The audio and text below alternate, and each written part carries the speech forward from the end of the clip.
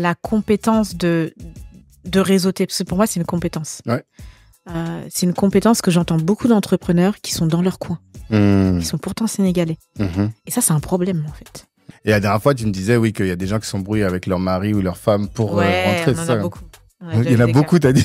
On a eu beaucoup. Être entrepreneur, c'est extrêmement difficile. Ouais. Tu te sens seul? On se sent seul. Ouais. On se sent très seul malgré le fait que je sois toujours entourée. Ouais. La promesse, c'est de t'aider, en fait, c'est de t'accompagner à te lancer. On est vraiment là sur la partie lancement, la stratégie de lancement. Tu auras une stratégie de lancement claire et nette. Tu vas pouvoir pitcher devant des business angels et des investisseurs. C'est ça la promesse.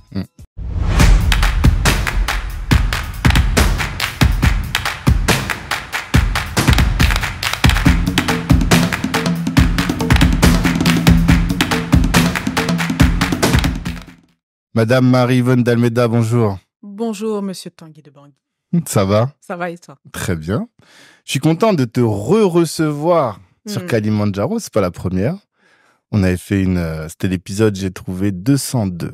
Donc c'était il y a 26 ou 27 épisodes maintenant. Exact. Et je m'étais dit déjà, même à ce moment-là, quand on a fait l'épisode, comme c'était le seul épisode en duo qu'on a fait, j'ai dit à Kevin, c'est dommage quand même, parce que Marie, son expérience au Sénégal, là, j'ai envie d'en savoir plus. Donc je m'étais toujours dit qu'il allait falloir qu'on refasse un épisode pour creuser un peu certains aspects que tu as juste évoqués et qu'on n'a pas creusé la dernière fois. Et en plus, comme tu amènes encore une cohorte bientôt au Sénégal, donc c'est l'occasion de promouvoir un peu ton activité. Un petit peu. Donc la dernière fois, tu avais dit, toi, ton objectif, c'était de créer des champions africains. Et toi, tu... Là, je commence direct, je t'attrape à la gorge tout de suite, tu vois. Non, mais c'est ça, c'est ton objectif, ton rêve. Ouais. Mon rêve, c'est ça. Est-ce que tu veux qu'on commence déjà par poser la question, qu'est-ce que tu entends par champion africain? Est-ce que depuis la dernière fois, tu as réfléchi à ce sujet ou pas? Non, je pense que c'est toujours pareil. Aujourd'hui, dans nos pays d'Afrique, on a plein de champions qui ne sont pas nationaux, qui sont pas noirs, qui sont d'autres communautés. Et ayant vécu sur place, ça m'a toujours un peu froissée. Donc, je me suis dit, un jour, j'accompagnerai ces personnes à être des champions nationaux. Après, il y a différentes définitions qu'on met à champions nationaux et je pense que c'est ça le sujet. C'est le vrai sujet. Ça, tu sais que c'est sur ça que je vais te travailler. Exactement. Donc, pour moi, un champion national, c'est pas forcément celui qui fait du chiffre d'affaires jusqu'à exploser les compteurs.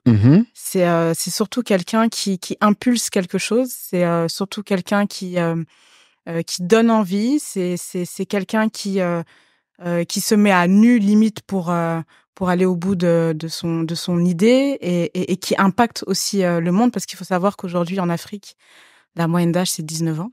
Donc on a un réel sujet. Ouais.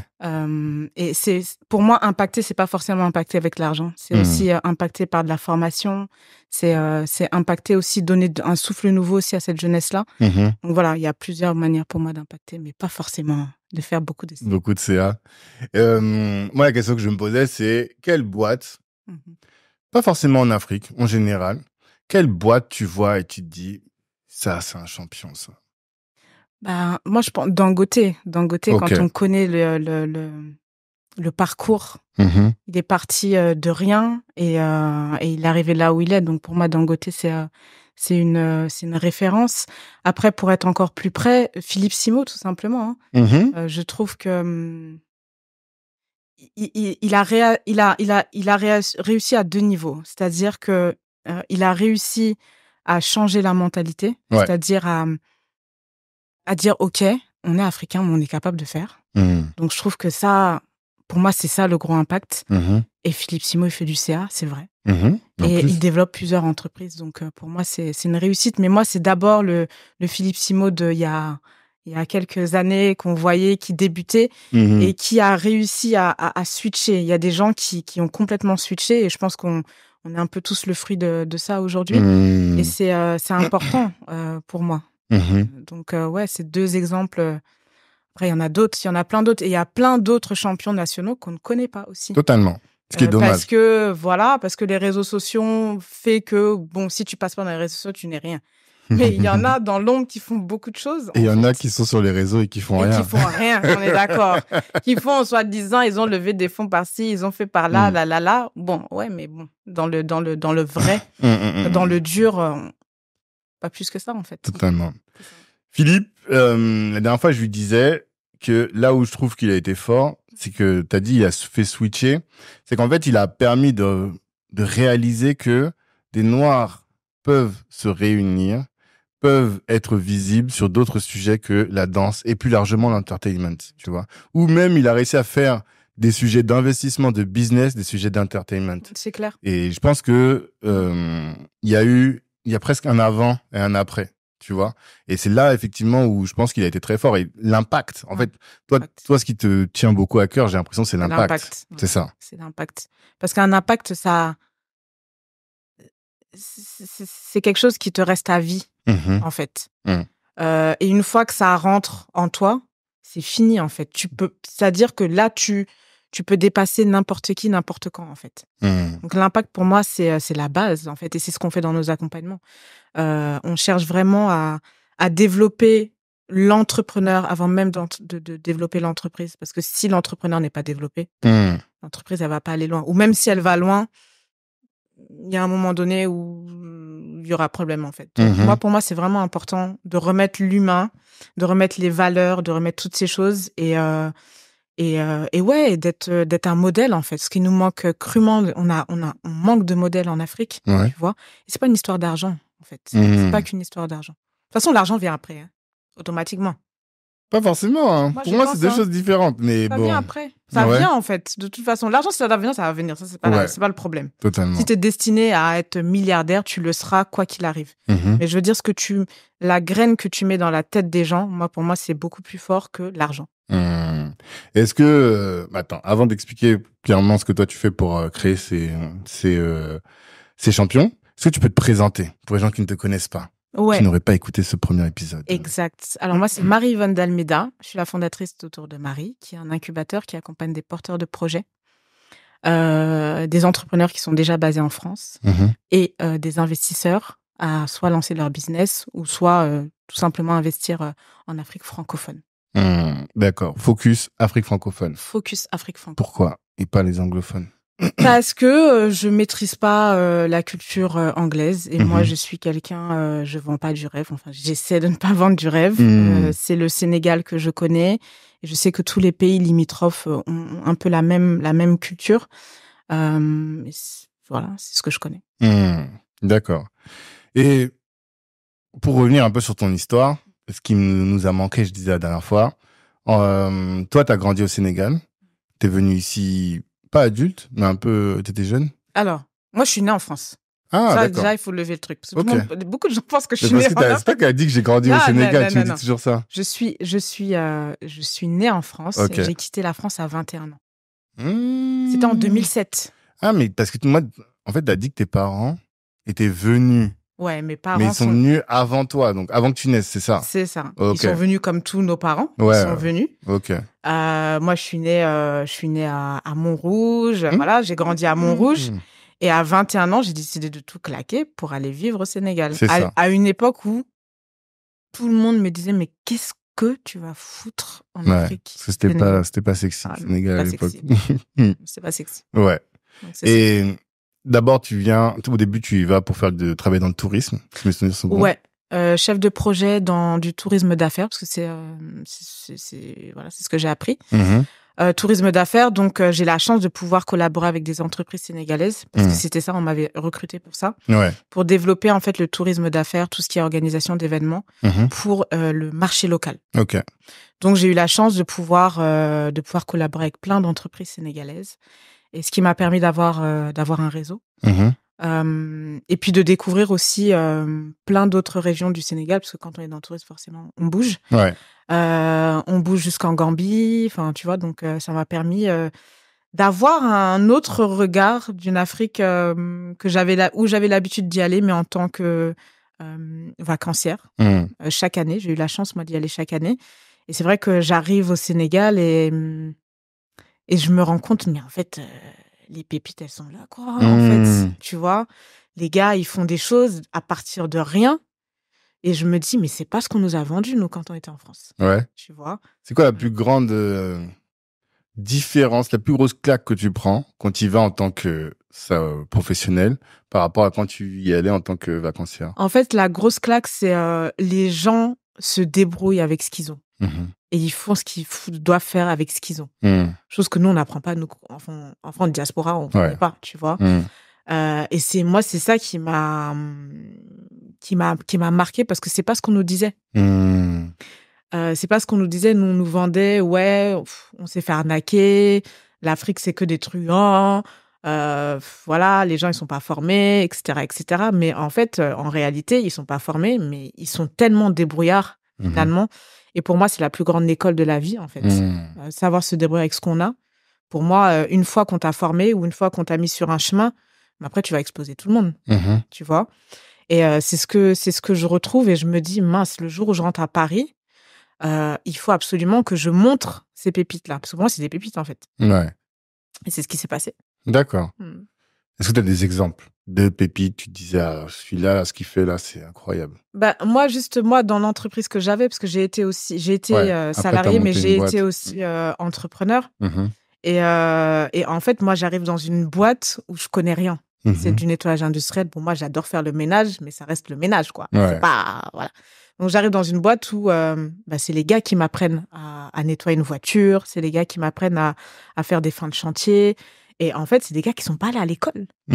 C'est des gars qui parlent limite pas français, tu vois, mais qui ont une organisation, qui se débrouille avec les moyens du bord pour faire leur taf, tu vois. Et je me dis, ah ouais, ok. Et moi, je viens avec mes grands sabots en pensant que je vais tout révolutionner. Et je me rends compte qu'en fait, c'est eux qui m'apprennent. D'accord. Tu vois. Mais pourquoi tu te lances dans le ménage industriel, du coup? Alors que ton métier, t'aurais pu déjà faire autour de Marie, en vrai. Ouais. Non, j'aurais pu. Mais c'était pas... je t'avoue que c'était pas... Autour de Marie, ça a été, je pense, un petit concours de circonstances aussi. Okay. Mais pourquoi? Parce que j'en avais marre d'être dans le salariat. Ouais. Mais pas dans le tourisme. C'est pas le tourisme non, qui t'est dégoûté. Non, c'est pas le tourisme en soi. Non. C'est juste que j'avais envie de changer. Je venais d'avoir 2 enfants. J'ai eu 2 enfants, moi, en même temps, presque. Dont un que t'as accouché au Sénégal. C'est ça. Le premier est né à Dakar. La deuxième enfin, je suis arrivée ici. J'ai accouché ici. Mais il y avait 1 an de différence. Ouais. Et je me suis dit, mais moi, j'ai quand même envie de voir mes enfants. Parce que quand on travaille dans l'événementiel, pour ceux qui connaissent le monde de l'événementiel, tu vois pas ta famille. Ah, t'as pas de vie. T'as pas de vie de famille, parce que tu travailles tout le temps. J'étais toujours en repérage sur le terrain. Donc, en fait, tu voyais pas ta famille. Ouais. Je me suis dit, 2 bébés en même temps, il faut commencer à être sérieux quand même. Et c'est ce qui s'est passé. Et puis, concours de circonstances aussi. D'un point de vue familial, il fallait que je reprenne cette société. Ok, tout simplement. D'accord. Et donc, j'ai repris cette société avec j'avais pas d'expérience. C'est ça, pas de connaissance de l'entrepreneuriat, plus que ça. Pas du tout. Comment t'as fait alors? Pas du tout. Je suis arrivée, je me suis dit, bon, comment je fais pour améliorer? Parce que pour moi, et ça, c'est très français. Comment on fait pour structurer? Comment on fait pour faire une relation client façon? Comment on fait pour que le laveur soit bien perçu, que ce soit pas juste un laveur? Okay. Comment je fais pour aller chercher d'autres marchés? Donc c'est ça, je viens avec ça. J'essaie de faire les choses, mais sur le terrain, c'est pas moi, c'est mes laveurs. Ouais. Forcément. Tu vois. Donc moi, je mets un peu de bling bling dans la société. Je rehausse un peu tout le monde. Je revois les salaires parce que je m'insurge. Je dis, mais comment ça se fait qu'ils sont payés que ça? Mais c'était combien? Cette histoire, nanana. C'était des 40 000, 60 000, tu vois. Je dis, mais non, c'est pas possible, tu vois. Ça fait 60 €. Ça fait 60 €, tu vois. Je me dis, mais attendez, c'est pas possible, c'est machin. Après, tu te rends compte, en fait, que, en fait, c'est les salaires de base, en fait. Ce qui est difficile parce que la vie coûte cher là-bas. J'ai vu que Dakar est aujourd'hui, c'est une des villes d'Afrique francophone qui coûte le plus cher. Dakar, c'est cher. Je pense que ça s'explique parce que on a de plus en plus d'entreprises étrangères qui arrivent, de gens de la diaspora qui arrivent. Ouais, aussi. Et puis, tu as une population qui s'embourgeoise aussi beaucoup plus, de plus en plus. Donc, c'est ça qui fait augmenter le niveau de vie, en fait, tout simplement. D'accord. Et c'est qui tes clients sur cette boîte-là? Entreprise. particulier beaucoup. Mais n'importe quel type de boîte, n'importe quel type de particulier. Si, n'importe quel type de boîte, n'importe quel type de particulier aussi. Donc, on faisait, pour les particuliers, c'était quoi? Nettoyage tapis, canapé, voiture, beaucoup. Maison, fin de chantier, pour des particuliers. Pour des entreprises, c'est nettoyage de bureau. Fin de chantier aussi. Parce qu'on arrive aussi dans une période où au Sénégal, il y a beaucoup de construction. Donc forcément, il y a besoin de fin de chantier. Qu'est-ce qu'on a d'autre? Nettoyage de parties communes. Par exemple, des bureaux qui peuvent être inondés parce qu'il y a une saison des pluies, donc il faut nettoyer les moquettes. Voilà, c'est des trucs comme ça. Et ça va en termes de gestion et de conduction d'entreprise? Est-ce que tu as été parvenu à atteindre tes objectifs de développement? Si, j'ai pu atteindre mes objectifs de développement parce que c'est vrai qu'au départ, on avait beaucoup de clients particuliers. Et moi, mon ambition, c'était vraiment d'aller sur du B2B. Et c'est ce que j'ai pu développer. Et en fait, c'est le truc de base, c'est que tu prends ta voiture et tu vas voir les gens, en fait. Et ça, je sors de ma zone de confort quand je fais ça. Parce que quand tu es dans le cadre du travail, c'est un cadre, c'est cadré, en fait. Tu vois, donc, tu as des rendez-vous pro, machin, truc, ok. Mais quand tu rentres dans une entreprise et que tu dois aller chercher du B2B, que tu connais personne, tu tapes à tout le monde, tu appelles tout le monde, tu y vas, on te met en relation. Et c'est là où tu te dis, ton réseau, il est important. C'est ça que j'allais te demander. Ton réseau est important. Dès l'époque, il t'a aidé déjà ou plutôt c'est le réseau de ton entourage familial? C'est plutôt d'abord le réseau de l'entourage. Après, tu vas forcément vers des clients avec qui, des chefs de projet avec qui, voilà, t'as bien dealé. Et tu leur poses la question, tout simplement. Tu connais pas tel. Et puis moi, dans ma famille, j'ai beaucoup d'architectes, j'ai beaucoup de gens qui sont dans le bâtiment aussi. Donc ça m'a beaucoup aidé. Et puis des fois, c'est des concours de circonstances. Tu vas dans une école, tu vois qu'il y a la directrice et tu la chopes et tu dis, voilà, madame, est-ce que vous seriez pas intéressée, vous laissez votre école fermée pendant 3 mois. Je vous propose un nettoyage global. Donc c'est un concours de circonstances, de rencontres, mais tu sors forcément de ta zone de confort. Et je pense que c'est une des clés aussi de réussite quand on entreprend en Afrique. Quoi, à la base, toi, t'es un peu timide plutôt ou... Je suis très timide. Ah ouais? Ouais, ça se voit pas comme ça. Non, ça se voit pas. J'ai beaucoup travaillé, mais je suis très introvertie. Ouais. Et je suis quelqu'un de très engagé aussi. Et je pars du principe que quand on s'engage dans notre mission de vie, la timidité, on la met de côté, on en a rien à foutre et on y va quand même. Parce que c'est ta mission et que tu vas pas te cacher derrière ça, quoi, en fait. Mais c'est facile à dire, ça. Ah, oui, mais... C'est parce que, bon, tu sais, des fois, t'as envie, mais tu sens des... Tu sais, des fois, on me demande de faire des choses, j'ai presque des poussées de boutons qui me... Moi aussi, je sais, voilà. je pareil que toi. Donc, comment est-ce que tu fais là? C'est parce que t'avais pas le choix, en fait, peut-être, non? Déjà, t'as pas le choix et tu te poses la question, si tu fais pas, qu'est-ce qui se passe? Ouais, c'est ça aussi. En fait, des fois, il faut recentrer, tu vois. Si tu fais pas, en fait, la vision que tu as de ton entreprise, elle va où? On fait comment, en fait? Donc, tu te dis, bon, il faut y aller. Ouais. C'était quoi comme entreprise? Vous faisiez combien de chiffres d'affaires? Combien de salariés? C'était quoi? T'as vu, moi, je parle toujours des chiffres d'affaires. Ça te gêne? J'ai vu que ses yeux, ils ont... Ouais, grave. Salariés, on était à... Oh, je sais pas, on avait 5-6 salariés. Ok. Chiffre d'affaires. Est-ce que je pourrais te dire chiffre d'affaires? Ça fait longtemps, tout ça, là. Tu te souviens plus? On était à peu près à 1 million par mois. De CFA? De CFA. Ça, je peux te dire. D'accord. Après, voilà. D'accord. C'était 1 million, ça dépendait. 1 million, 1 million 100, ça dépendait des chantiers qu'on avait si on n'en avait pas. Mais minimum, on était à 1 million. D'accord. Oui, ça fait entre 18 et 20 millions par an, quoi. D'accord. C'est ça. Tu quittes? Je quitte, ouais. Pourquoi tu quittes? Pourquoi tu quittes l'Afrique, je quitte Wakanda? l'Afrique. Non, Wakanda. Parce que je quitte l'Afrique parce que bon, j'arrive à une étape de ma vie où je divorce, où j'ai besoin de revenir auprès de papa et maman. J'ai perdu mes repères, mes parents sont en France. Je dis bon, je vais rentrer. D'accord. À contre-cœur parce que voilà, je vivais ma best life, parce que j'arrivais à développer mes trucs, parce que j'avais commencé, ça faisait 10 ans que j'étais sur place quand même. Sauf que je décide de redonner peut-être un nouveau souffle aussi, pour moi-même et pour mes enfants, donc je reviens. Et quand tu reviens, moi je me souviens, tu reviens dans le tourisme d'affaires. Parce que moi, quand tu t'es présenté à moi, je me souviens, quand tu étais au téléphone, tu faisais du tourisme d'affaires. Ouais, je faisais du tourisme d'affaires quand j'étais au Mais quand t'es revenu ici, tu faisais pas du tourisme encore? Ok, je sais pas pourquoi j'ai gardé ce truc-là en tête. Mais justement, c'est pour ça qu'Autour de Marie est arrivé. C'est-à-dire que j'arrive ici en janvier. Janvier, il fait super froid. J'arrive chez les parents. Appartement de quoi? Mes parents, ils font quoi? Appartement quoi? De 50 mètres, 60 mètres carrés. Où t'as l'habitude d'être dans des villas, tu vois. Donc déjà, moi, j'étais choquée, tu vois. Et tu te dis, bon, là, il faut absolument que tu ailles travailler. Et t'as 2 enfants avec toi. Donc faut te refaire, faut que tu charbonnes, tu vois. Sauf que moi, j'ai jamais travaillé en France. Je pars à 21 ans, moi. Quand t'es parti, là, tu venais, en fait, de finir tes diplômes. En fait, ok, tu vois. d'accord. Donc, t'arrives, tu sais, tu reprends le truc, quoi, la sécu, les trucs chelous, là. Moi, je connaissais plus ça, moi. Je connaissais pas ça, tu vois. Et donc, j'appelle mon coach, parce que je fais du basket. Et j'appelle mon coach, Laurent, je lui dis, moi, je suis là, j'ai besoin de travailler. Il me dit, j'ai une mission pour toi, va au château de Versailles. Ok. Ceux qui surveillent les salles. Ouais. Donc, c'est ce que j'ai fait pendant 6 mois. D'accord. 6 mois, le temps de mettre de l'argent de côté. T'es chez les parents, donc tu peux mettre de côté. Et puis, le réseau fait que j'ai une cousine qui a un appartement à Asnières. Son locataire quitte. Donc, moi, je reprends l'appartement. C'est ma cousine, donc on va pas... Ouais, t'as pas les problèmes. Y a pas les problèmes là qu'on connaît, voilà. Les fiches de paye, les trucs. C'est ça. Donc, j'arrive là. Et là, je me dis, bon, Château de Versailles, c'est bien mignon, mais merci.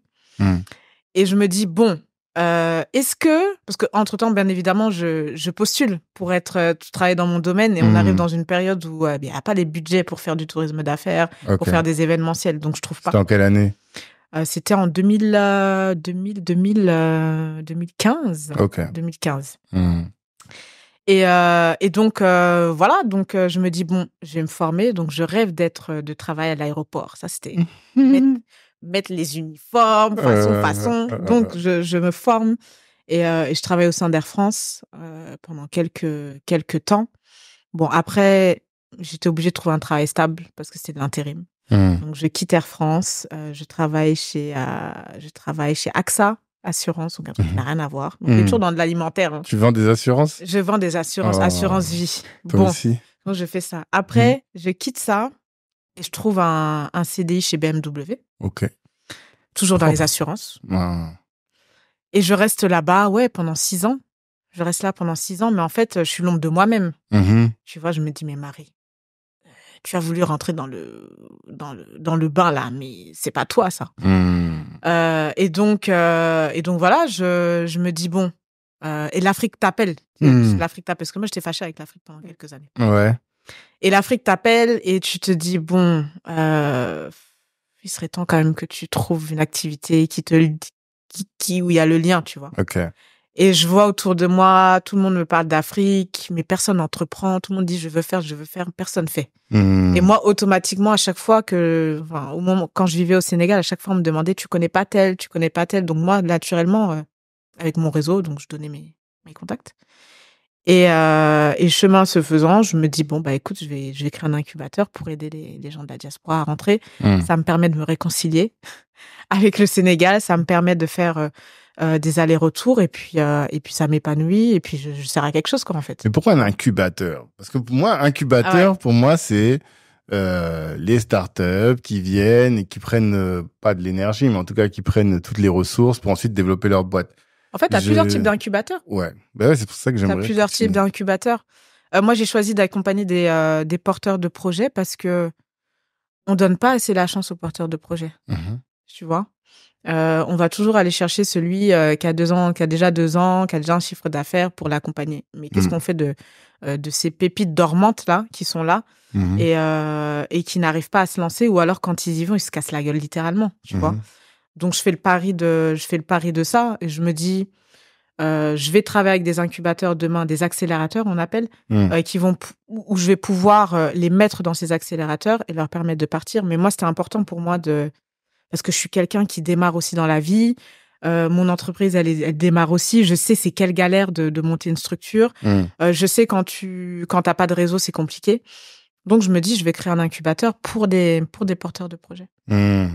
Et en général, les incubateurs, ils lèvent des fonds eux-mêmes pour assumer. Et toi, non? Alors, nous, on Je veux est dire justement... même pour toi, hein, pour ta propre structure. Non, justement, on est en train de mettre en place une plateforme où on va en fait pouvoir matcher des investisseurs et des porteurs de projets. Oui, moi, je parle même pour toi.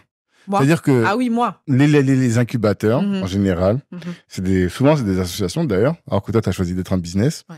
Et elles sont elles-mêmes financées pour apporter l'écosystème à la boîte. Tu vois? Alors que toi, t'as pas choisi ce... Non. Pourquoi? T'es pas avec Meet Africa, AFD, qui t'injectent des fonds pour que tu accompagnes les boîtes. Parce qu'en fait, Meet Africa et AFD, ils sont très liés à la France. Ouais, forcément, bien Moi, sûr. ça m'intéresse pas. On a une militante à table, je savais pas. Non, ça m'intéresse pas, en fait. Non, dis-moi. Et je me dis que j'ai des pépites autour de moi. J'ai des experts qui sont là. Pour moi, la force du groupe, elle est très importante. Parce que j'ai été élevée comme ça, parce que je suis une ancienne basketteuse, parce que moi, la team, c'est important pour moi. Et je me dis, on n'a pas besoin d'attendre les fonds de la France pour aller. Et en plus de ça, les Meet Africa et tout ça, sans leur jeter la pierre, ce qu'ils font, c'est exceptionnel. Sauf qu'en fait, c'est des idées de projets qui tombent dans l'État français. Donc, ça veut dire, nous, on sait nos projets, ils vont où? On sait, en fait, tu vois ce que je veux dire? En fait, tu veux dire des projets qui vont dans l'intérêt de la France, c'est ça? C'est ça. C'est une manière aussi, eux, de savoir où est-ce que les Africains et la diaspora vont mettre leur argent, vont mettre leur énergie. Si j'étais une crapule, tu sais ce que je ferais? Cet extrait-là, je le mettrais sur Instagram. Non, mais c'est vrai. Mais c'est une vérité. Mais je suis pas une crapule, je C'est une ferais pas. vérité, c'est une Parce que vérité. sinon, il y aurait un clash entre toi et Meet Africa. Meet Africa. Non, je sais pas. le Franchement, Meet Africa, vous faites du bon taf. Oui, c'est ça le pire. Non, vous faites du bon taf. Non, franchement, vous faites du bon travail. Mais il travail. y a un lien politique, c'est ça que Et je pense qu'ils sont un peu... Moi, j'aime bien être libre. Ouais. Tu vois? Parce que quand tu vas dans des structures comme ça, t'as un cahier des charges, tu dois respecter des trucs. Non. En fait, il faut que tu fasses valider tout ce que tu fais. Alors que toi, c'est un projet qui sort de ta tête. Mais en fait, là, ta situation, elle est très emblématique de la communauté, de l'entrepreneuriat dans la communauté. Souvent, les gens me demandent pourquoi est-ce que nos projets à nous sont plus chers que les autres. Nos business, quand on fait un gala, on fait un truc, c'est toujours plus cher. Et je leur dis, c'est parce que par rapport à quoi? Je te dis, regarde, toi, t'as un incubateur. Ouais. La plupart des incubateurs, ils sont gratuits. Je donne un exemple. Oui, toi, t'es pas gratuite. Non, tu vois ce que je veux dire? Je suis pas gratuite. Et pourquoi c'est pas gratuit? Mais il y a plein d'incubateurs qui sont pas gratuits aussi. Hein. Ah ouais? Attention, hein. T'as des incubateurs qui sont pas gratuits. D'accord. Parce que moi, je pars du principe, quand on met de la gratuité quelque part, je trouve que tu mets moins d'efforts. On le regarde quand t'as des gens qui débloquent du CPF, ils sont moins sérieux. C'est vrai. Toi, quand tu mets ton argent dans un incubateur, là, tu vas aller jusqu'au bout. C'est vrai. Ça, c'est un aspect. Ça, c'est vrai. Et moi, j'ai besoin d'avoir des gens engagés, quitte à ne pas en avoir beaucoup. Ça sert à rien qu'on soit à 5 millions. Quitte à en avoir pas beaucoup, mais avoir une poignée de gens engagés. Dès lors où tu mets ton argent chez Autour de Marie, c'est que vraiment tu es engagé. Donc, pour moi, en fait, il y a déjà comment dire, une sélection dès le départ. Pour moi, c'est clair. Oui. Et alors ça, pour moi, c'est le premier aspect, effectivement. Mais c'est aussi le prix de la liberté. Aussi. C'est surtout ça. C'est ça. Parce que, en fait, si tu fais un événement et que tu as des sponsors à gogo, forcément, ton événement, il va coûter moins cher. Mais malheureusement, j'ai l'impression, enfin, j'en suis conscient même, la cible noire n'intéresse pas trop les annonceurs. J'ai l'impression qu'ils se disent, vas-y, nous, on communique, je sais pas, sur Facebook et ça va toucher tout le monde. On n'a pas besoin d'aller sponsoriser Black Network, on n'a pas besoin d'aller sponsoriser Autour de Marie. Parce qu'en allant sur des cibles grosses, on va réussir à toucher une cible directe, tu vois. Ce qu'ils font pas quand tu vas chez les autres. Mais ça a pour conséquence que nous, comme on n'a pas accès à ces types de financement-là, nous, où est-ce qu'on va chercher le financement? C'est sur le client lui-même. Et c'est ce qui fait que nos produits sont plus chers. Je suis d'accord, mais après, c'est une vision. On n'a pas le choix, en vrai, même si c'est une vision. Enfin, après, sauf la question de la liberté que t'évoques. Tu vois, donc c'est ça. Après, nous, on doit s'efforcer aussi, nous, en tant qu'entrepreneurs, à donner du résultat aussi. Donc, c'est une manière aussi pour nous. On a une pression aussi. Quand t'as quelqu'un qui rentre dans mon incubateur, j'ai cette pression du résultat. C'est quel résultat? À quoi tu t'engages? C'est quoi ton truc? Tu dis, il faut que vous sortiez là avec ça. C'est avec quoi? Ce que je m'engage, c'est que vous sortez avec une feuille de route et un plan stratégique pour lancer votre business. Et je vous mets à disposition mon réseau. Et t'as un vrai réseau? Ah ouais? Qui? Je sais que t'as Paps, qu'on a reçu ici. En tout cas, à Dakar. Paps. Mais c'est qui ton Mais j'ai réseau? plein d'autres entrepreneurs, mais moi, il n'y a pas d'entrepreneur, comment te dire? Parce que là, aujourd'hui, comme j'ai dit, si on sort pas dans les réseaux, on n'est personne. Tu vois ce que je veux dire? Ouais, totalement. Donc, moi, ce que je vends, c'est de l'expertise. Aujourd'hui, quelqu'un qui veut, je sais pas, qui veut se lancer dans le froid. Justement, on a le cas là, qui veut se lancer dans le froid. Et ben là, on va le mettre en relation directement avec des entreprises qui sont dans le froid, des Auchan, des gens qui sont au port, des industriels. Enfin, tu vois, et c'est pas des gens qu'on voit sur les réseaux. Tu vois ce que je veux dire? Donc, c'est ça. C'est-à-dire que moi, les projets que je choisis, c'est parce que je sais que je peux les accompagner et que je peux les linker. Sinon, je t'accompagne pas. Moi, je suis très honnête. C'est pour ça qu'on n'a pas beaucoup d'incubés par session. Parce que quand tu arrives au Sénégal, parce que là, pour le moment, on n'est qu'au Sénégal, mais quand tu arrives au Sénégal, tous tes rendez-vous pros sont pris. Tu vois? Et c'est difficile de le faire avec des cohortes de 50, de 60. Et c'est là aussi où je vois des Meet Africa et d'autres. Peut-être qu'ils ont les gens, enfin, comment dire, le personnel. Mais il faut trouver aussi. Enfin, nous, on t'accompagne vraiment. On devient limite ton bras droit, quoi. Tu vois? Et c'est beaucoup d'énergie. Ouais. C'est énormément d'énergie. D'accompagner. On part de quelqu'un qui part de zéro à l'accompagner à lancer. Quand ils arrivent, ils sont à zéro, quoi. Juste, ils ont juste une idée. Une idée. Et donc, toi, d'abord, tu es dans la phase d'idéation, tu les challenges. Qu'est-ce que tu fais? C'est quoi que tu leur apportes? Déjà, au début, moi, je travaille sur eux. D'accord. C'est ce que tu disais tout à l'heure, ouais. C'est-à-dire. Mais parce qu'il y a plein de blocages, en fait. Ouais, voilà, c'est ça. Il y a plein de blocages qui sont liés à plein de choses. Mais on les accompagne. Déjà, je fais en sorte que l'idée qu'ils ont soit en adéquation avec leur personne. Donc, il y a du profilage, il y a des tests de vocation, etc. qu'on fait. Et puis après, on regarde un petit peu son mode de fonctionnement. C'est quoi ses forces, ses faiblesses, comment est-ce qu'il réagit? Parce qu'en fait, quand tu vas dans un autre pays, surtout un pays d'Afrique, si tu te maîtrises pas en tant que personne, c'est compliqué en fait. C'est-à-dire c'est compliqué. Se maîtriser. Si tu connais pas tes forces et tes faiblesses, tu vois, c'est compliqué de t'adapter à l'environnement, tu vois. Donc moi, c'est important pour moi de regarder ça. Donc ça, on le fait sur une première partie. Et ensuite, il y a tout l'accompagnement business que l'on fait selon ce que tu prends. Sinon, il y a l'accompagnement aussi au concours de pitch, parce que les gens pitchent au Sénégal. Donc voilà, toutes les compétences, en tout cas techniques, soft skills, tout ce qu'il faut pour que tu puisses te lancer. Si tu dois te lancer et que tu dois créer un événement, on t'aide à créer ton événement avec ton rétro-planning, avec ton pricing, ta méthode de distribution, ton étude de marché, ton profilage, on parle à qui, enfin voilà, tout ce qu'il faut pour se lancer. Quand tu dis ton business, c'est quoi exactement? Quels sont quand tu dis que tu aides sur la partie business, comment est-ce que tu aides la personne à bien structurer son business et quels sont les points à prendre en compte pour un projet qui va en Afrique à la différence d'un projet qui est en France? C'est le terrain. C'est les réalités du terrain. C'est l'étude de marché. En fait, nous, notre accompagnement débute par l'étude de marché. Pourquoi? Parce que c'est le marché qui dicte. On a beau venir avec notre idée là, mais s'il y a pas la demande sur le marché, on part sur autre chose. Tu vois? Donc ça commence par c'est 13 modules de formation. 13, c'est beaucoup. En combien de temps? En 3 mois. Ok. En 3 mois, donc il y a l'étude de marché, il y a le ciblage, on parle à qui, persona, etc. Il y a comment ça s'appelle, ta méthode de distribution, comment tu distribues. Il y a toute la partie marketing, parce qu'en fait, on ne markete pas de la même manière quand on est en Chine que quand on est au Sénégal, d'accord, ou en Afrique, peu importe. Il y a toute cette partie-là. Toute cette partie branding aussi qui est très importante. On a toute la partie aussi coût. Aujourd'hui, tu veux te lancer, tu veux créer par exemple, je sais pas, un restaurant. Parce que ça, on a déjà eu le cas. Avec comment tu te lances en fait. C'est-à-dire, est-ce que tu choisis un local? Est-ce que tu le fais de chez toi? Est-ce que finalement tu commences par être traiteur d'abord? Donc, il y a toutes ces choses-là. Tu vois. Et ça, c'est des éléments du terrain qu'il faut que tu aies pour pouvoir construire ton business plan à la fin et repartir avec ta feuille de route. Donc, il y a toutes ces étapes-là classiques qu'on retrouve dans n'importe quel incubateur. Oui, c'est ça. Mais qui sont très portées sur le terrain. D'accord. Tu vois. Et le terrain, parce que aussi, est-ce qu'on peut dire que c'est parce que l'Afrique est faiblement digitalisée et donc tu as moins accès à des data, moins accès à des rapports. Ouais, effectivement. C'est vrai qu'en études de marché, parfois, on a un peu de mal.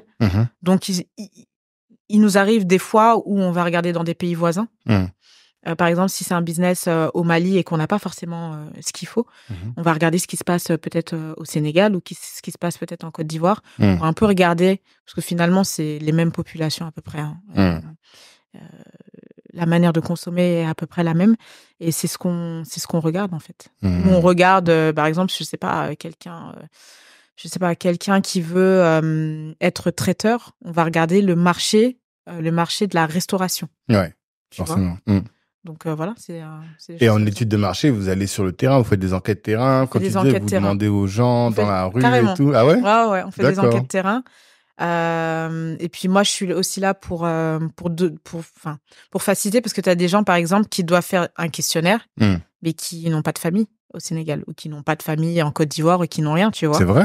Donc moi, c'est là où j'arrive et je leur dis, bon voilà, appelle telle personne, passe par ça, passe par ce réseau-là, machin, et on récolte comme ça les réponses. Et bah ouais, parce que certains pourraient... Ou des fois, on passe des coups de fil. Ça nous est arrivé pendant des calls. On savait pas trop et on passe des coups de fil direct en fait. Comme et on pose la question, tu vois. Là, c'était la dernière fois, c'est la problématique des dames de ménage. Ok. D'accord. On voulait savoir en fait comment est-ce qu'on fait pour garder une dame de ménage, parce qu'on sait qu'il y a un turnover. Et on se disait, est-ce qu'il faudrait pas les récompenser du fait qu'elles soient par exemple assidues, tu vois. Ouais. Et donc nous, c'est notre idéal français, tu vois. Moi, j'ai appelé et j'ai dit, bon, voilà, nous, on souhaite faire ça. Qu'est-ce que t'en penses? Elle nous a dit, ouais, franchement, c'est une bonne idée. Moi, si j'avais une dame de ménage et que j'avais ce service-là, je l'aurais pris. D'accord. Tu vois?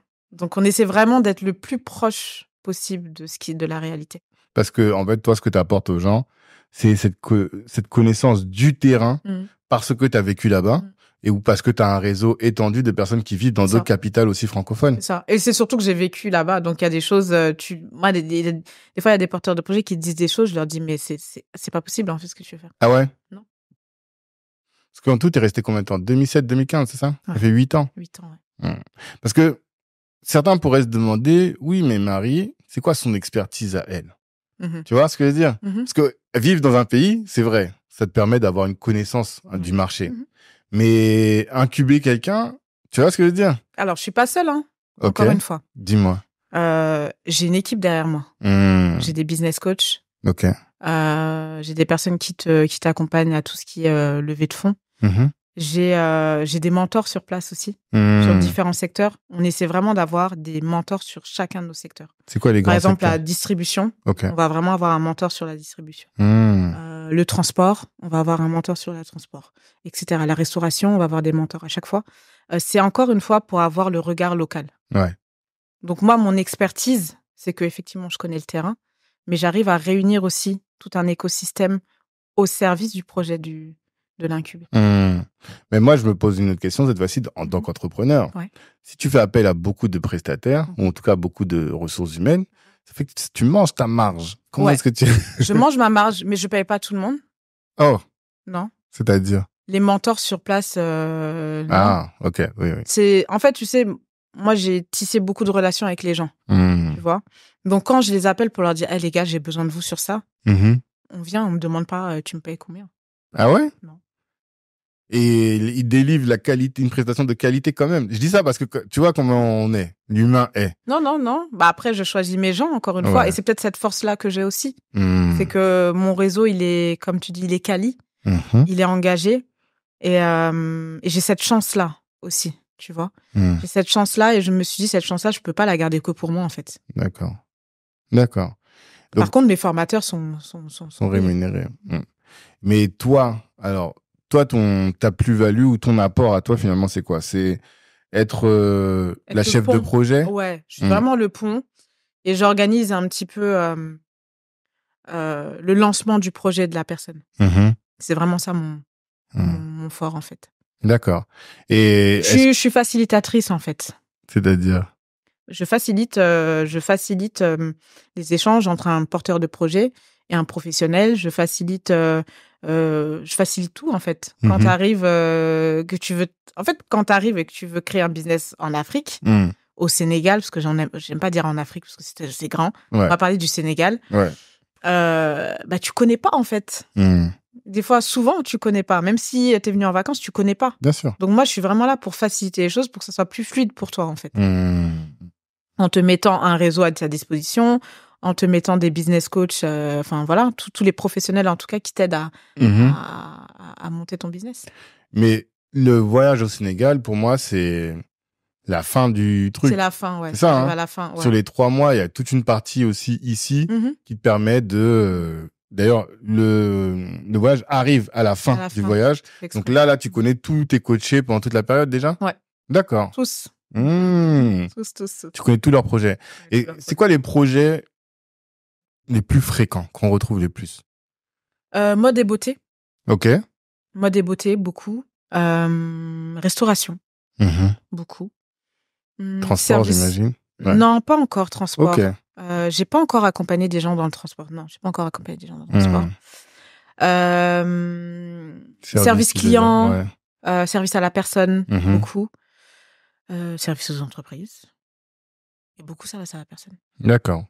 Et toi qui commences à voir un peu le marché, quels sont les secteurs dans lesquels tu te dis il y a des opportunités là où les frères de la communauté ils vont pas? L'agriculture. Tu trouves que les gens vont pas dans l'agriculture? Parce qu'en fait l'agriculture c'est comme l'immobilier. En fait, quand tu rentres dans l'immobilier, t'as plusieurs tranches, t'as plusieurs façons de faire du business dans l'immobilier. Tu vois. L'agriculture, c'est pareil. L'agriculture, ça peut toucher la grande distribution, ça peut toucher la transformation, ça peut toucher comment te dire, tout ce qui est beauté, mode et beauté, ça peut toucher tellement de choses, c'est vaste. C'est vrai. C'est vaste. Et je pense qu'on n'a pas assez d'entrepreneurs dans l'agro. Ok. Parce que je me dis avec justement, on parlait de Philippe Simo tout à l'heure, au Sénégal, Jeff Zone, quand même. Ouais, Jeff Zone, évidemment. Qui fait un gros boulot. Ouais. Je me dis, ça aurait dû encourager les gens à se lancer. Qu'est-ce qui fait que les gens n'y vont pas, à ton avis? En plus, j'ai l'impression qu'il y a une hype là-dessus. Moi, même, au bout d'un moment, j'en ai marre. Oui, il y a une hype. Je pense qu'il y a une hype. Ouais. Pourquoi les gens n'y vont pas? Franchement, je sais pas. En fait, il suffit pas juste d'avoir un Jeff Zone. C'est vrai que Chunnan nous a rendu un peu sexy l'affaire. T'as vu? C'est vrai. Parce que tu le vois, il est frais, il voyage tout le temps. Tu dis, c'est vrai. Vendre des piments, là, ça rapporte. On n'a qu'à dire la vérité. Mais après, c'est quand même des métiers... faut mouiller le maillot quand même. Ouais. Tu vois, est-ce que les gens sont prêts à ça? Je sais pas. Ça demande des moyens aussi. C'est ça, je pense. Ça demande des moyens. Est-ce que les projets les projets qui viennent vers toi, c'est des gens qui ne mettent pas beaucoup de capitaux, qui sont sur des projets qui sont pas très capitalistiques en termes de ouais, beaucoup parce que c'est des business naissants. Ok. Et on part du principe que on accompagne avec ce que l'entrepreneur a. D'accord. Tu vois, parce que tu peux avoir une vision très grande, mais il faut savoir commencer très petit. Bien sûr. Et nous, c'est cette philosophie-là qu'on a. Et effectivement, on a des porteurs de projets qui arrivent avec pas beaucoup de moyens, mais qui arrivent à faire des choses quand même. Mais là, tu as accompagné quand même une 60aine, la dernière fois, tu avais dit 65? Ouais, on est à plus. On est à plus, là, on est presque à 90. Ok. Donc, tu commences à avoir quand même maintenant une vision claire. Enfin, claire, plutôt, mais encore tu commences à avoir un bon échantillon quand même, tu vois. C'est quoi le budget à peu près que les gens ont pour se lancer? On est sur du 10-15K. D'accord. En moyenne. Ouais. Et tu trouves que c'est suffisant? Pas toujours. C'est ça, on est d'accord. Hein. Ça dépend. Ça dépend de ton activité. Quand c'est du service, c'est possible. Ouais. Et parce que le budget va servir à quoi? Surtout dans des... Tu vois, si tu veux recruter, alors tu disais tout à l'heure 60-40 000. Je me dis 40 000 à Dakar, si tu vis pas dans un bidonville, comment tu fais pour vivre, en fait? Tu vois, t'es d'accord, non? Non, c'est clair. C'est impossible. Parce que je sais qu'à Dakar, c'est plus cher qu'Abidjan. C'est impossible, mais la plupart des gens sont payés ça, hein, dans l'informel. Ouais. Bah oui. En plus, ce qu'il faut savoir, c'est que, en tout cas pour le Sénégal, je pense que c'est beaucoup dans l'Afrique de l'Ouest, 90%, c'est de l'informel. Ça, il faut le savoir. Ouais. Tu vois. Mais tu peux faire de l'argent dans l'informel. Il y a des mamans, elles envoient leurs enfants à l'école avec de l'informel. Tu vois, donc l'informel, il n'y a pas de cotisation sociale, il y a plein de choses qu'il n'y a pas, en fait. C'est, comme on dit là-bas, tu fais du Ligenti, quoi. Ligenti? Ligenti, ouais. J'ai jamais entendu ce mot. Tu te débrouilles, tu trouves des marchés par-ci, par-là. Tu payes pas d'impôts, en fait. Ouais. C'est sûr. Tu payes pas de TVA, tu payes pas de... Mais avec 10 000, 15 000, est-ce que t'es déjà armé pour pouvoir lancer un business pérenne, on va dire, dans rien que la cosmétique? Parce que les gens qui font de la cosmétique dont tu parles, là, en fait, ils vont sourcer des produits là-bas pour vendre ici, ou bien c'est des produits là-bas pour là-bas? Non, c'est pour là-bas. Ok, d'accord. Toi, tes projets, c'est surtout pour là-bas? C'est pour là-bas. Okay. C'est uniquement là-bas. C'est des gens qui veulent rentrer. Ils veulent pas juste faire du business. En fait. Ils veulent rentrer, s'installer. C'est des gens qui veulent rentrer. Donc, c'est des projets de vie qu'on accompagne, en fait. Au-delà du projet business, c'est des gens qu'on accompagne à rentrer. D'accord. Et la dernière fois, tu me disais, oui, qu'il y a des gens qui s'embrouillent avec leur mari ou leur femme pour rentrer. On en a beaucoup. Il y en a beaucoup, t'as dit? On a eu beaucoup. Ah, si. Si, parce qu'en fait, c'est que ça, comme j'ai dit, vous n'avez pas vu ça avant de vous marier. Avant de vous marier, il fallait dire, vous voulez aller en Afrique. Peut-être que tu peux pas attendre, là, 10 ans, tu viens de dire, tu pars. Mais moi, au début, par exemple, moi, j'y pensais même pas, tu vois. Comment t'as négocié ça? Non, mais je veux dire que, après, c'est du leadership, tu vois. Mais au moment où je me suis marié, l'Afrique, c'était les vacances, tu vois. C'était pas, j'y avais pas encore de projet concret. Surtout quand on se marie jeune ou quoi, tu vois, t'as pas encore de vision. C'est là, et puis il y a pas encore l'inflation, il y a pas encore la loi immigration. Il y a pas encore les problèmes. Non, mais c'est vrai qu'on a eu des cas, et puis nous, il faut savoir que 90% des gens qu'on accompagne sont des femmes aussi. C'est ce que j'allais te demander. Parce que t'as dit, à chaque fois tu dis des problèmes avec les maris, tu dis pas les problèmes avec les femmes. Non, on n'en a pas, parce que 90% des gens qu'on accompagne sont des femmes.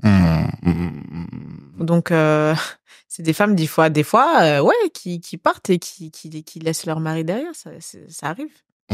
C'est-à-dire que il y a ceux qui font les couples, toi, tu fais les divorces. Non, moi, je fais pas les divorces. Pardon. Je fais pas les divorces. Et tous nos mecs, là, toutes nos femmes, là, quand elles vont nous dire, je vais voir Marie, on va dire, reste ici, toi. Parlez-en d'abord avec vos maris, d'abord. Et d'ailleurs, quand je fais mes entretiens, c'est la première chose que je pose comme question. Attention. Est-ce que ton mari est d'accord? Est-ce qu'il est au courant? Parce que des fois, il y a des choses qui se trament là, dans ta tête. Le mari n'est pas au courant. C'est un problème, en fait. Ça existe beaucoup. C'est un problème. Ouais. Et ça, c'est un truc comme tu as dit, c'est un truc à gérer avant. Mais j'essaie d'identifier, en fait, avec 10-15 000, dans quel business tu peux te lancer de manière pérenne. Est-ce que dans la restauration, ça va? Si tu veux lancer un resto avec 10-15 000, t'arrives à Dakar? Tu peux. Ouais. Parce que ça va pas juste... tu vas avoir un petit... On t'a pas dit que tu vas faire un gros restaurant. Tu vas avoir un petit local. D'accord. Tu peux même... Encore mieux, tu peux avoir ta villa et tu prends une partie pour faire ton restaurant. Mais avec 10-15 000, tu sais, le loyer, t'auras bouffé, non? Sur Dakar, si tu vas avoir une villa où tu fais ton activité, il faut compter 1 million. 1 million? 800 000, vas-y. Entre 800 et 1 million. Pour par avoir mois. une bonne... Après, ça dépend de ce que tu fais. Si par exemple, tu fais, je sais pas, de l'esthétique, il faut quand même que la villa où tu vas, elle soit bien jolie, bien, tu vois. Donc là, oui, tu montes dans des trucs de 800 000, 1 million, facilement, tu vois. Mais 20 000 euros, tu peux. D'accord. Tu peux. Après, par exemple, pour un business, je sais que pour un business, quand on a accompagné Demo, elle avait 20 000 euros pour une boulangerie. Ouais. C'était pas assez. D'accord. C'était pas assez. Parce que rien que de faire venir tout son matériel... Enfin, tu vois, la boulangerie, c'est un matériel quand même très particulier. Elle n'avait pas assez. Mais elle a fait venir son matos. Et après? Après, elle a levé des fonds. Ouais, c'est ça. Et là, t'accompagnes aussi sur la levée de fonds? Ouais, on est en train de mettre en place, en fait, c'est ça dont tu parlais, une plateforme, le matching, là. Exactement. On va matcher, et là, c'est intéressant, il faut qu'on parle. On va parler dans tous les cas. C'est ça. Où on va surtout qu'on a un vrai plug à Dakar, là. J'ai un plug là. Non. T'es pas prête quand je vais te déclarer le plug. C'est ça. Donc, en fait, le but de cette plateforme, c'est que nous, on amène des projets qui sont bien mûris et qui ont une stratégie, qui ont tout ce qu'il faut, où il manque juste soit de la trésor, ou voilà. Et en face, on a un pool d'investisseurs. D'investisseurs qui sont prêts à... Qui prêtent ou qui rentrent au capital? C'est ce qu'on est en train de voir. Ok. C'est ce qu'on est en train de voir. En tout cas, nous, c'est quelque chose qu'on va présenter le 21 avril à Dakar. D'accord. Ok, d'accord. Donc, toi, aujourd'hui, tu accompagnes des porteurs de projets, tu les accompagnes sur la structuration de leur projet, du point de vue de l'idée, ensuite du business. Après, tu les mets en relation, tu fais ce qu'on appelle du soft ending, c'est-à-dire tu les mets en relation avec les partenaires fiables sur place. Ouais. Et si, dans un des temps... clients parfois. Hein. Des clients même. On a déjà eu des personnes qui ont eu leurs premiers clients comme ça. Mais c'est pas la promesse. En fait, moi, j'essaie d'identifier la promesse. Ouais. La promesse, c'est de t'aider, en fait, c'est de t'accompagner à te lancer. On est vraiment là sur la partie lancement, la stratégie de lancement. Tu auras une stratégie de lancement claire et nette. Tu vas pouvoir pitcher devant des business angels et des investisseurs. C'est ça la promesse. Et là, ça fait combien de temps que tu fais ça ? 2021, 2 ans et demi. D'accord. Donc, ça veut dire que maintenant, tu commences à avoir du recul avec des boîtes. Quelles sont tes plus belles fiertés ? Des boîtes que tu as vues, que toi, tu as pris à l'idée de stade 0 et aujourd'hui qui sont peut-être à 1,5. Quelles sont les boîtes dont tu es le plus fier ? Alors, on a celle dont je te parlais, Demo, qui, quand vous irez sur mes réseaux sociaux, on ira la voir, qui aujourd'hui a pu ouvrir sa boulangerie. Ça, c'est top. On a aussi... c'est une boulangerie spécialité française Non, pas forcément. Donc, elle fait vraiment avec les produits locaux. D'accord. Pour le coup, donc elle met en avant vraiment la culture locale à travers son pain. Pour moi, c'était une championne ici en France parce qu'elle a été... elle a grandi auprès des grands, là, tous ceux qui sont dans la pâtisserie. Ok. Ceux qu'on voit dans les émissions là, que les dames regardent. Exactement. Et c'est ce qu'elle a, et c'est cette expérience, cette expertise-là qu'elle a lâchée et qu'elle amène au Sénégal. Donc, moi, quand j'ai entendu son projet, j'ai dit non, toi, là, c'est du lourd, viens.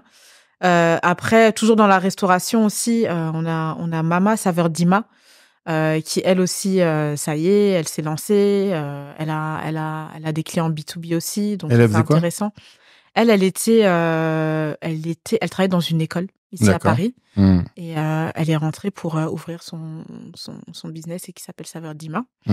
On a aussi Tennessee qui était sur notre première promo, qui travaille aussi à côté de Chunyan, justement. Ok, à Jeff Zone. Et Jeff Zone, exactement, et qui accompagne à tout ce qui est art oratoire, etc. Et elle a pu créer 3 business comme ça. Ok. Elle a sa marque de vêtements, elle a ses coachings aussi. Et elle fait une 3e activité, comment ça s'appelle ? Il y a une 3e activité qu'elle fait, je sais plus comment ça s'appelle. Mais voilà, donc c'est des gens pareils. Fatou aussi, pareil. Elle accompagne les gens de la diaspora, un peu comme ce qu'on fait. Mais plutôt sur la partie installation et partie aussi trouver le bon réseau ou accompagner en tout cas quelqu'un qui est en France et qui veut déjà commencer à lancer. Donc lui trouver, je sais pas, ça peut être le local, ça peut être des salariés, etc. Donc on a Malik Sall aussi, qui commence à tout doucement à mettre en place sa structure. Ouais. On a les Mansa. On a plein de personnes qui commencent à émerger. Et les Mansa, ils étaient incubés chez pas incubés. Ah, d'accord. C'est des partenaires. Pas incubés, mais c'était la plupart des Mansa. Les membres. Sortent d'autour de Marie. Ah. Beaucoup. Ok. Beaucoup. Mais donc, il y a des hommes aussi, parce que il y a des hommes, exactement. Ouais, il y a des hommes. Il y a des femmes, parce qu'il y a une communauté de femmes qui est en train de se créer. Dans les Mansa ? Ouais, les Mansa Mousso. Ok, je savais pas. Je l'ai taquiné quand j'ai reçu sur le podcast, j'ai dit, c'est un truc d'homme. Il m'a dit, non. C'est pas grave, faut assumer, tu vois. C'est ça. Mais le cofondateur, qui est Malik Sall, il a été incubé chez Autour de Marie. D'accord. Mohamed Sibi a été aussi coach chez nous. Donc, d'accord. Donc voilà. Ok, super. Et c'est quoi les grands défis auxquels ces personnes-là font face quand elles arrivent ? Une fois que toi, tu les as lâchées dans la nature, là, c'est quoi leur grand défi quand ils te rappellent, ils disent... Non, c'est l'adaptation. Marie, tu m'es pas préparée à ça. Non, c'est l'adaptation. C'est l'adaptation le plus compliqué. Ouais. C'est s'adapter au code du pays, s'adapter aux façons de faire du pays. C'est vraiment ça, pour moi, les challenges des gens qui rentrent et même qui se font accompagner. Ouais. C'est toujours la même chose, en fait. Pour aller au Sénégal, est-ce qu'il faut être sénégalais ? Non. T'es sûr ? Il y en a plein qui disent ça. Ouais, c'est une grande mais tout discussion. Le monde me dit ça, en fait. On me dit déjà, si tu parles pas Wolof, t'es mort. Mais non. Non, ça dépend. Dans tes coachés, il y a combien qui sont pas sénégalais ? Mais on en a plein en plus. Ouais. Tu vois, là, par exemple, dans la dernière promo, on a des Rwandais. Ouais. On a un Congolais. Ok. On a un Togolais. Ok. Mais eux, ils sont pas encore installés. Faut attendre après. Je parle de ceux qui ont réussi leur installation. Si. Le Togolais, il était déjà venu au Sénégal. Il avait vécu longtemps même au Sénégal. Ok. Il est revenu. Mais non, pour moi. Ben non. Faut pas être Bah, si tout le sénégalais. monde le dit, c'est qu'il y a une réalité. Peut-être parce que moi, je suis sénégalaise. Ben oui, tu t'en rends pas compte. Peut-être. Non, parce que, en gros, il y a deux sujets. De toute façon, les grandes capitales aujourd'hui en Afrique francophone, c'est Abidjan, Dakar et peut-être Cotonou. Mais c'est peut-être que Cotonou, c'est la troisième. Donc, ça se bat beaucoup entre Dakar et Abidjan. Ouais. Abidjan présente un avantage, qui est que peu importe ta race, peu importe ta couleur, là-bas, on t'accepte. Tu vois? Franchement, Abidjan, c'est une dinguerie. Et donc, Sénégal, il y a pas ça? Attends, j'y viens. Ok. Mais je t'interroge, je sais pas. Mais je t'écoute. ce que tous les gens disent, c'est que quand ils ont fait les deux pays, ils disent le problème au Sénégal, c'est que déjà, il y a un fort poids culturel, quand même, tu vois. Et quand je parle culturel, je parle même religieux, qui est très présent.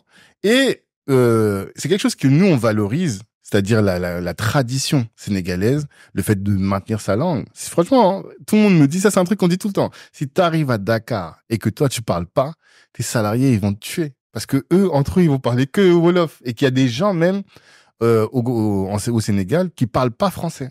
Alors qu'à Abidjan, c'est pas possible. Même s'ils parlent un nouchi, t'as du mal à comprendre. Ils vont parler français, tu vois. Alors que le Sénégal est un pays qui est très fier. Et alors, c'est à contrebalancé parce que il y a la teranga dont on parle, tu vois. Et la teranga, c'est l'hospitalité. Mais pour autant, il y a cette difficulté-là, ce qui fait que les gens qui sont pas sénégalais, ils ont plus de facilité à aller en Côte d'Ivoire qu'à aller au Sénégal.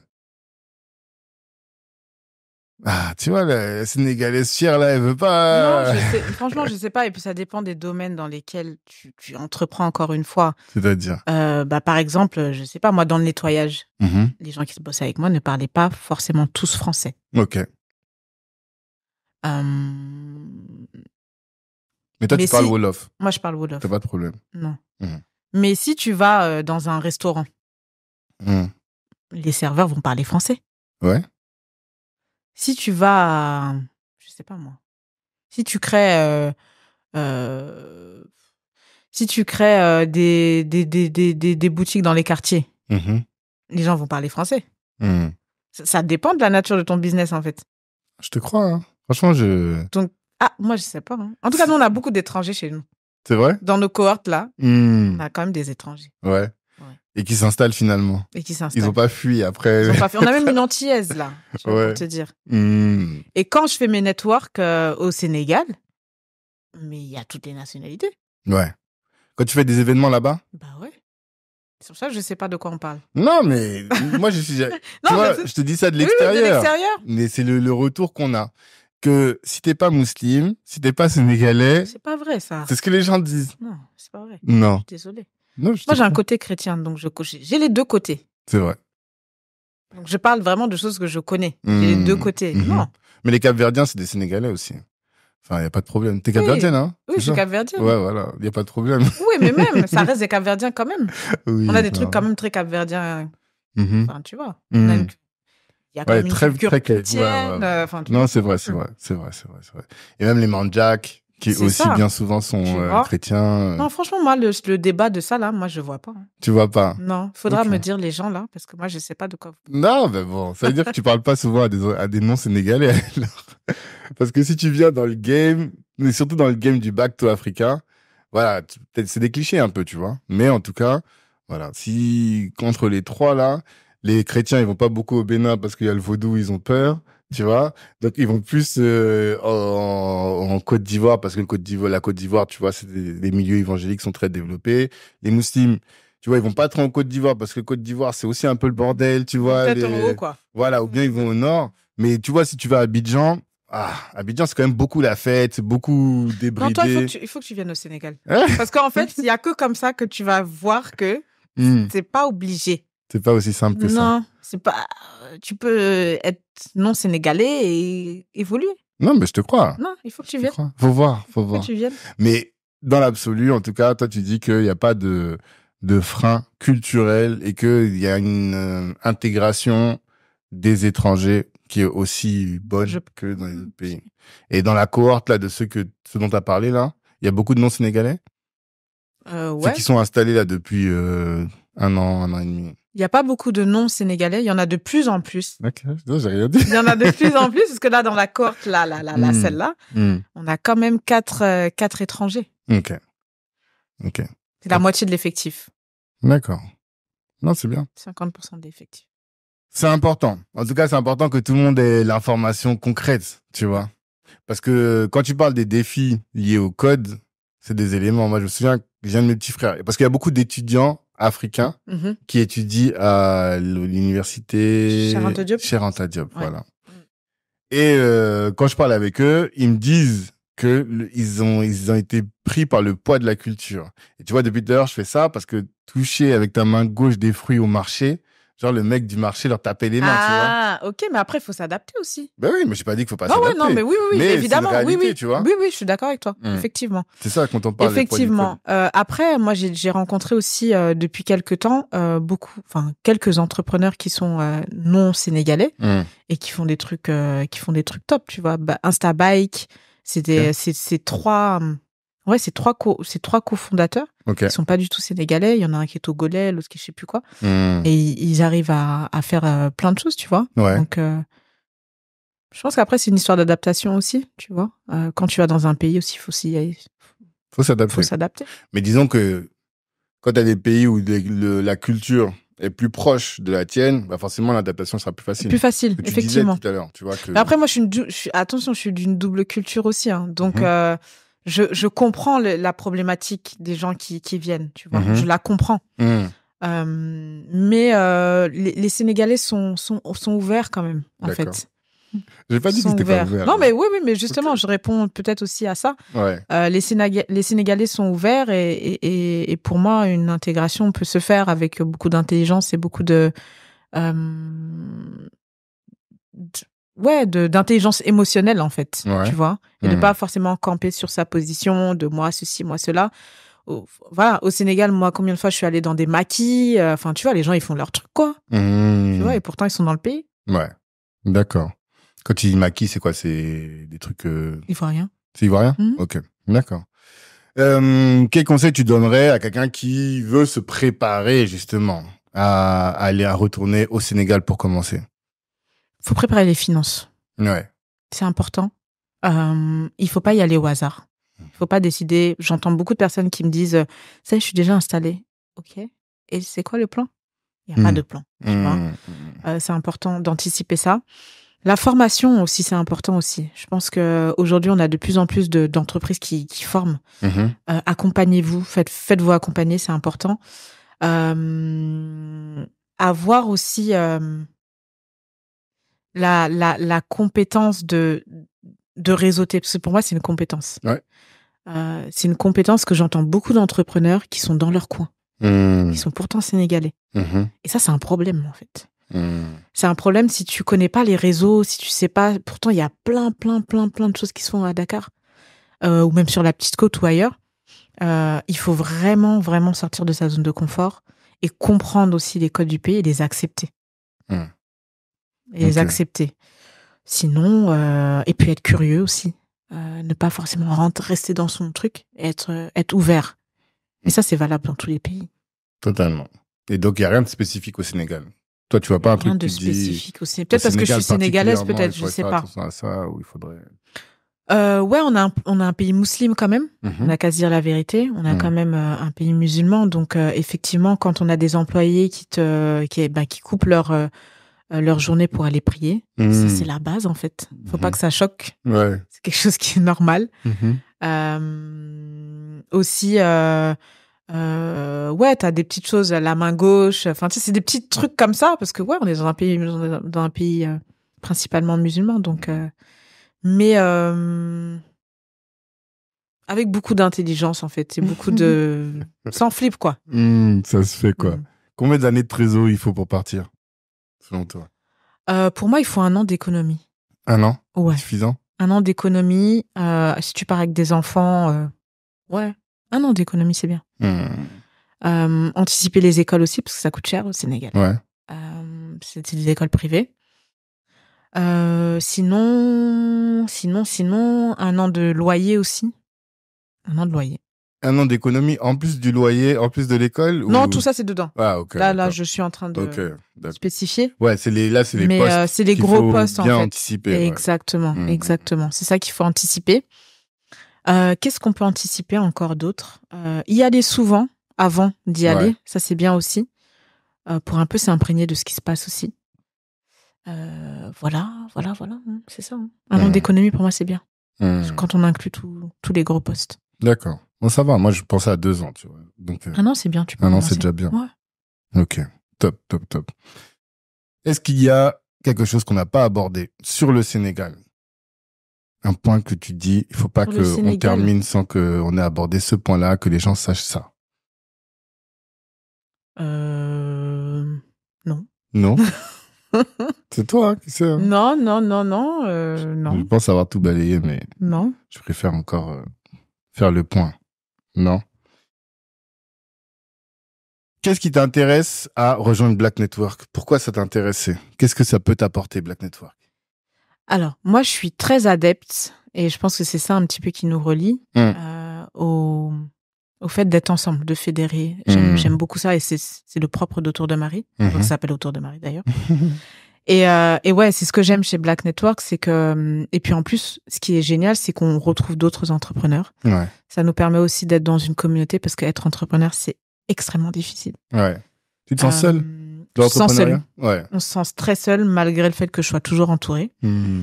Mais je pense que tout entrepreneur qui se respecte sait à quel point on est seul.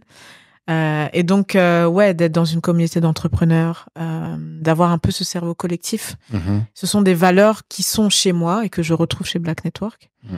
Et puis, pouvoir aussi se fédérer entre eux, gens de la communauté, c'est important. Ça donne de la force. Et puis, ça montre aussi une belle image de la communauté africaine, et j'ai envie de faire partie de cette image. Merci. Tu as bien vendu le truc. Tu as fait ma pub, tranquille.